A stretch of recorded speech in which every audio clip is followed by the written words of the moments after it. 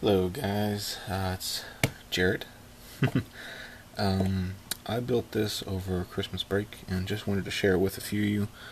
Some of you have already seen it, but I thought it was pretty cool and I like it. So this is a Japanese style puzzle box. You cannot open it normally from the top. There's no way to physically open it unless you know how to move the panels around. So here we go. I'll show you how to solve it.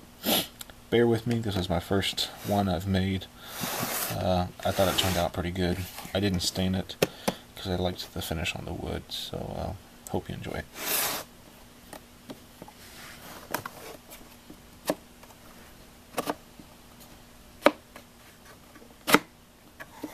That's one side. This is the sticky side here, so bear with me. When I cut it, the edges weren't perfectly lined up. So I got the two sides down.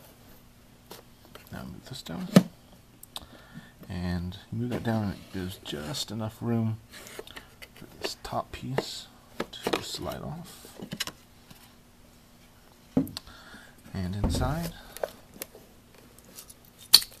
you got your jewels, mind you. Yes, guys, there are jewels in here.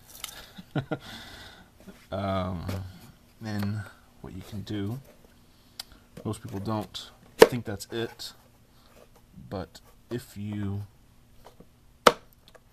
put this back together, well, if I can,